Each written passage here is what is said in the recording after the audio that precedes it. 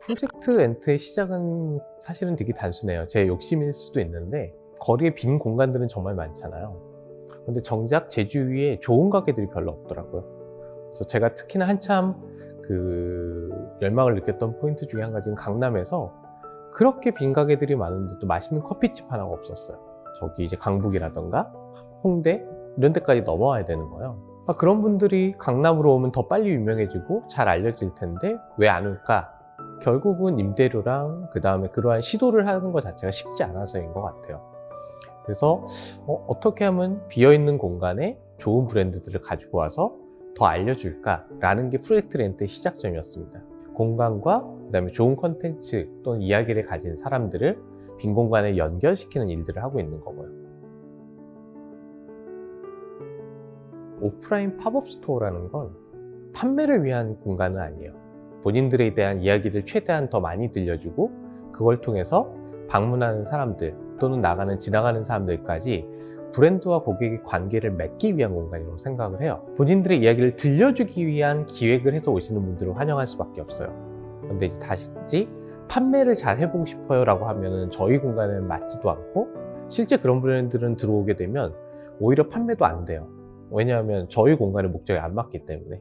가장 중요한 건 근본적으로는 제가 봐서 재밌어 보인다, 너무 좋은 브랜드인데 사람들한테 알려주고 싶다 라는 열망이 있는 브랜드들을 우선해서 선택할 수밖에 없는 것 같습니다. 만족하는 포인트는 다 다른 것 같아요. 조금 재밌는 케이스들을 하나씩 얘기하면 첫 번째 저희랑 팝업을 했었던 오키로북스라는 브랜드 같은 경우에는 약간 반신반의하고 오셨어요. 사실 기대하지 않았어요. 그 시대만 해도 책방들이 뭔가 어딘가에 나오면 약간 장식물처럼 제안하는 경우들이 많았거든요. 첫 팝업을 비어있는 공간을 빌려서 22일 동안 카페로 운영을 하면서 오키로북스를 데려왔는데 다음날부터 대표님이 너무 바빠졌어요. 책이 없어서 책 구하러 다니시라. 그 팝업 동안도 너무 잘 팔렸지만 책이 없어서 다 못 파셨거든요. 근데 끝나고 나서는 나도 부천 사람인데 부천에 이런 책방이 있었어? 라는 질문을 정말 제일 많이 받으셨대요. 왜냐면 평소엔 멀어서 못 갔던 곳이고 서울 사람들은 부천 사람들조차도 모르던 곳이다 보니까 서울에서 찾아왔어요 라는 분들도 생기고, 그 다음에 실제 인터넷 판매가 급증해서 첫 1년 동안 한 3배? 300% 정도 상승을 했고 지금은 매출의 90%가 인터넷 판매예요. 그 다음에 문구점 브랜드 하나 같은 경우에는 저희랑 2주 동안 했는데 끝나고 2주 동안 너무 재밌게 하셨어요. 정말 많이들 오셨고. 근데 그 브랜드는 오프라인 샵은 없는 브랜드거든요.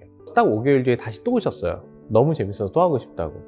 근데 그 사이에 인스타 팔로워가 딱 200% 상승하셨더라고요. 판매 자체는 온라인으로 가지만 커뮤니케이션은 오프라인에서 좀 더 다른 형태로 진화해야 되지 않나 라는 관점을 다 같이 이제 느끼시는 것 같아요. 저희 기준은 두 가지인 것 같아요. 첫 번째는 저희는 이제 방문객들의 트래픽들을 계속해서 보고 있거든요.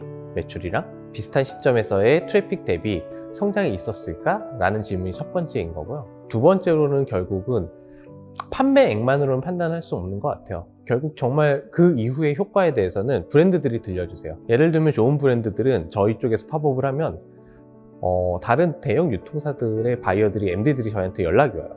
소개시켜달라고. 이런 브랜드가 있었네? 라고 우연히 발견을 하고 관심을 가지고 또 연결이 되는 거죠.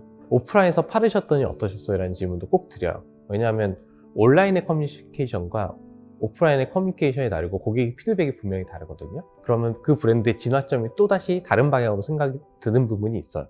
사실 올 초 같은 경우에는 코로나 때문에 멈춰진 프로젝트가 친구를 만드는 브랜드와 원래는 호텔을 만들려고 했어요. 팝업 공간을 예약해서 한 2시간씩 조용히 자고 갈 수 있는 호텔을 만들어 보자. 근데 이제 그거 같은 경우는 코로나 때문에 사실 취소가 됐고, 저희가 뭔가 기획 프로젝트를 하려고 해도 공간 잡기가 쉽지가 않아요.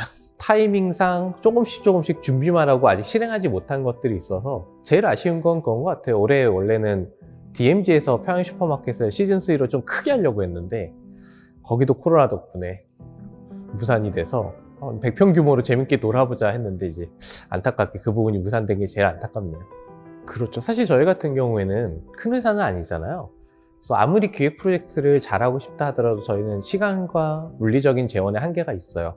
그래서 일부분이라도 작게라도 빨리 시도를 하고 다음에는 좀 더 업그레이드. 그렇기 때문에 시즌제라는 게 생긴 거예요. 그래서 예를 들면 첫 번째 평양 슈퍼마켓과 두 번째 평양 슈퍼마켓을 보면 스케일이 달라요. 그리고 자꾸 더 커지고 있고, 그리고 그 다음으로 가면 좀 더 많은 이야기를 담으려고 노력을 하는 게 시즌제의 핵심인 것 같아요. 아마 지금 성수단 같은 경우에도 지금 저희 2번째 시즌은 올해 하고 있거든요. 신점 예약하시고 싶으시다는 분들 개인적으로 DM이 너무 많이 오셔서 얼마 전에 이제 시즌2를 하면서 이제는 연합장 문화를 하죠. 그러니까 사실 시즌제는 2번째가 매우 문화적인 캠페인 관점이다 보니까 계속해서 다양하게 확장 가능한 부분인 것 같아요. 아직 코로나 때문에 저희가 변화하기엔 사실 너무 큰 사이즈는 아니어서 심각하게 고민하고 있지는 않아요. 어떻게 하면 더 많은 사람들한테 이 브랜드의 매력을 설명해 줄까 라는 커뮤니케이션 관점에서 어떻게 하면 더 좋은 방법들이 있을까를 고민을 많이 하고 있는 상태예요. 이제 영상도 찍고 사진도 찍고 이제 기사도 만들어내면서 서서히 온라인으로 마케팅의 기능은 온라인으로 넘어가기 위해 좀 더 서두르고 있어요. 사실 팝업 스토어라는 커뮤니케이션 방식은 이미 전 세계적으로 트렌드인 것 같아요. 오프라인 리테일 자체의 한계성을 기반으로 해서 시장 자체가 변화하고 있는 부분도 크고요. 예전에는 브랜드라는 걸 전달하는 데 있어서 우린 이런 모습이야 라고 해서 한 가지 모습만 강제로 주입시켰던 것 같아요. TV 광고, 뭐 매체, 전시조차도 우리가 원하는 모습은 오직 이거야. 근데 지금은 사람들의 취향도 너무 다양해졌고 기대하는 모습도 다양하다 보니까 시즌에 맞춰서 새롭게 조금씩 일부라도 다양한 모습을 보여주기 위한 형태로 진화하고 있다고 생각을 해요. 프라다에서 시즌 컨셉이 플라워였어요. 그래서 유명한 꽃집이랑 콜라보를 해서 꽃집에 들어가는 랩핑 패키지 전체가 프라다 화보로 만들어져 있고 오히려 프라다 매장 앞에 갔더니 사람들한테 길거리에서 꽃을 나눠주고 있어요. 하나씩. 이번 시즌이 뭐 어쩌고저쩌고 이런 얘기도 하지 않아요. 그냥 꽃 한 송이를 나눠주면 사람들이 알아서 궁금해하죠. 빅 브랜드들조차도 자신의 모습을 예전에는 뭔가 커다랗게 통으로 점잔을 빼고 있었다라고 하면 그걸 조각조각 내서 좀 더 다양한 채널에서 다양한 형태로 이야기하는 형태로 변화하고 있다고 생각을 해요. 그게 온라인에서 또 다른 모습이 될 수도 있고 팝업에서는 또 다른 모습이 될 수 있고 전통적인 매장에선 당연히 예전의 클래식한 모습도 지키실 거고요.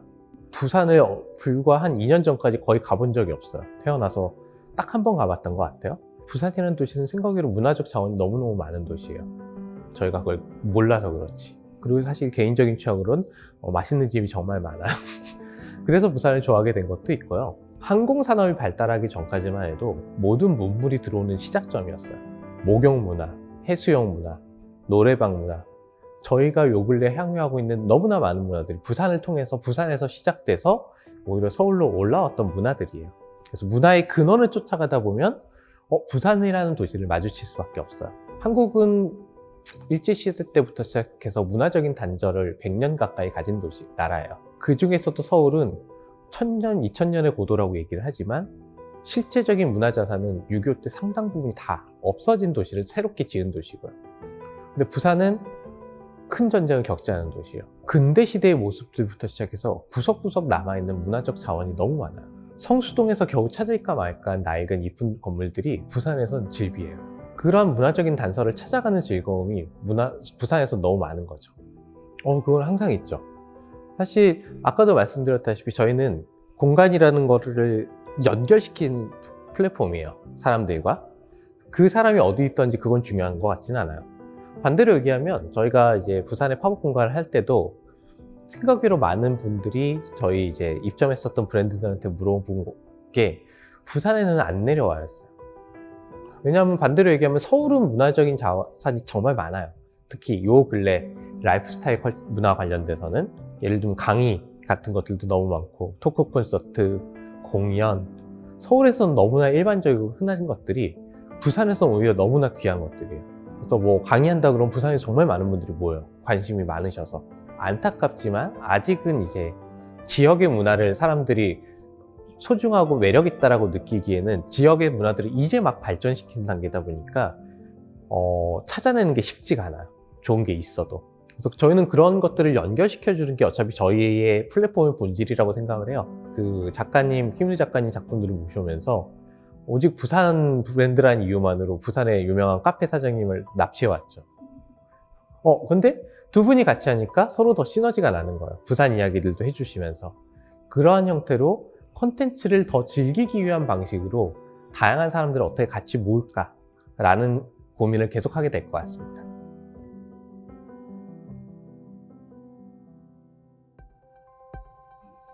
계속 조금씩 준비를 하고 있어요. 지금 일단은 시작으로 그래서 그러한 내용들을 영상 베이스로 먼저 조금이라도 설명을 하려고 노력을 하는 게 올해 이제 첫 번째 변화인 것 같고요. 아마 내년쯤에는 이제 그거를 모아서 일종의 컨텐츠로 기사화 한다든지 아니면 오프라인 페이퍼를 만드는 것까지도 고민을 하고 있습니다. 빨리 하고 싶은데 계속 늦어지네요. 그 미즈노 마사부가 얘기했던 센스의 발견이라는 책이 있어요.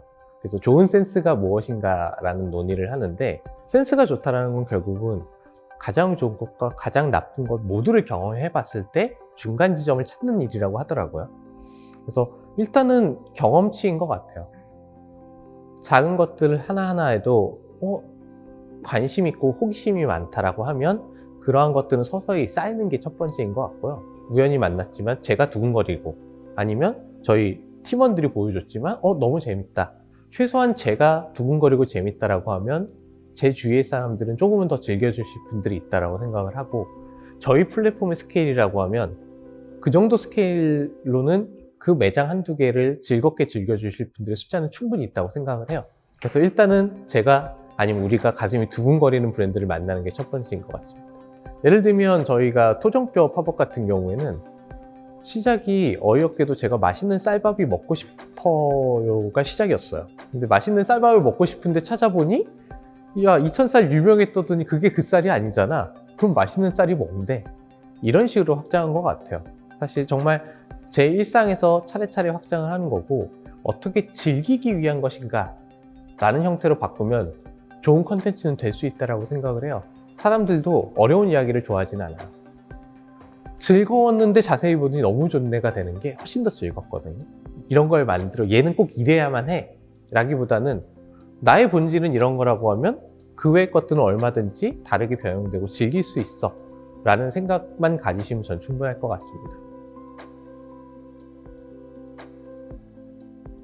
요즘 공간 찾기가 쉽지가 않아요, 성수가.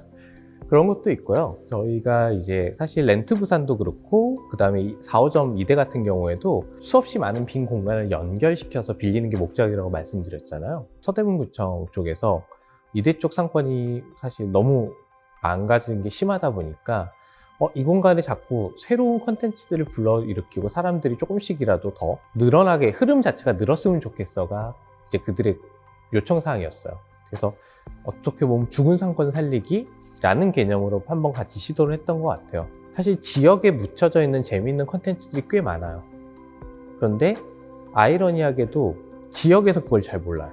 그냥 우리 주위에 있는 건데 이게 뭐 특별해? 라고 생각을 하시는 게 있어서, 외지인이 갔을 때는 충분히 매력적인 콘텐츠임에도 불구하고 그것들이 개발화되지가 않았다는 게 있고, 사실 소비를 가져온다라고 하면 외지인들이 와서 소비를 해야 지역이라는 게 활성화되는 거잖아요. 외지인들이 소비하기 위한 감각이라는 부분은 사실 지역에 계신 분들이 한계가 있어요. 서울 생활에서 염증이 난 분들이 제주에 가서 거의 서울 수준의 라이프스타일 샵들을 너무 많이 냈어요, 공간들을. 그러다 보니까 이제는 제주도 가도 서울에서 놀러 다니는 것보다 더 좋아라는 말이 나올 정도로 급격하게 수준이 올라갔어요. 즐길 만한 공간, 지역이 된 거죠. 이렇게 해줘야 사람들이 더 즐기겠다는 마인드로 컨텐츠나 그 지역의 자산들을 소개해주면 좋겠는데, 저희가 오히려 그러한 부분들을 좀 도와주면 의미 있지 않을까라는 생각을 해요. 사람들은 충분히 가고 있어요. 단 돈을 쓸 이유가 자꾸 만족되지 않는 거예요. 앞으로 2, 3년 동안은 로컬이라는 단어는 너무너무 중요한 비즈니스의 키워드가 될 수밖에 없어요. 보통 서울 추석에는 한 번에 한 40만씩 1인당 돈 1,000만 원씩 쓰시려는 분들이 전 세계를 날아다녔는데 그분들이 지금 갇혀 계시거든요. 그럼 그분들 입장에서는 반대로 얘기하면 지방에 가서 쓰고 싶은데 돈을 쓸 만큼 매력적인 컨텐츠가 있는가라는 질문을 해줄 수밖에 없어요. 그러한 부분들을 저희가 좀 더 재밌게 풀 수 있지 않을까? 지자체들이랑 같이 해본다고 하면, 그리고 그게 그 지역의 좋은 컨텐츠의 성장의 기회를 제공할 수 있다고 하면 의미 있겠다라고 생각을 하고 있습니다. 비법이 있기에는 이미 모든 정보가 인터넷에 있어서 비법은 없는 것 같고요. 생산자의 마인드에서 소비자의 마인드로 냉정하게 생각할 수 있는가. 조금만 방심해도 생산자의 즐거움에 갇혀요. 나 이거 너무 좋은데, 너무 잘 만들어졌는데, 이런 생각들을 하는데, 그런데 정작 본인이 마트에 가서 결제를 할 때는 정말 냉정해요. 야, 이걸 그 돈에 사라고? 그 감각을 생각으로 놓치기가 쉬워요. 그래서 항상 저희는 반문해요. 내가 소비자라고 하면 이게 내가 10,000원에 살만한 컨텐츠일까? 사람들의 소비라는 건 그게 물리적인 가치가 얼마나 중요한 게 아니라 그게 가치 있다라고 느끼는 게 더 중요해요. 그러면 그거에 합당한 가치가 있다라고 느끼게 해주는가가 항상 저희가 조심해야 될 부분인 것 같아요. 작은 브랜드들이 좀 더 빨리 성장하게 도와주고 싶은 부분들이 분명히 있어요. 그 브랜드의 신뢰성과 매출에 도움이 될 수 있게 하기 위해서 백화점 같은 공간에서도 본격적으로 좀 저희 공간을 만들려고 하고 있어요. 그리고 예를 들면 지금 새로 준비하는 5호점 같은 경우에는 본격적으로 비즈니스 스테이지에서 접촉해 볼 수 있는 또 하나의 팝업 공간 플랫폼으로 준비를 하고 있는 상태입니다. 건축의 입장과 리테일의 입장이 좀 많이 달라요. 리테일 매장들이 잘 돌아야지만 유지 가능한 건물들도 있어요. 기획할 때부터. 근데 이제 매장을 하기에 적절하지 않은 공간들이 많아요. 그래서 사실 이 공간의 구조는 일반적인 매장을 하기에 좋은 공간은 아니에요. 근데 이제 반대로 이런 건물이 이 정도 사이즈 워낙 사실 넓고 좋거든요. 그렇다라고 하면 예를 들면 페어라는 형태로 한 주제를 가지고 여러 팀들이 모이면 상당히 매력적인 공간이 될 수 있을 것 같아요. 내년쯤에 해보고자 하는 주제 중에 한 가지가 성수동의 독립출판 서점을 한 7, 8개 정도를 다 모아서 북위크를 한번 해보자. 성수동에 없는 책방들이 다 몰려와서 일주일간은 투어를 다닐 수 있는 거죠. 그런 거는 이런 공간이라면 모여서 같이 하면 재밌을 것 같아요. 사실 지금 시대 자체가 너무 고민해서 답을 낸다라고 해서 정답이 나오기 힘든 시대예요.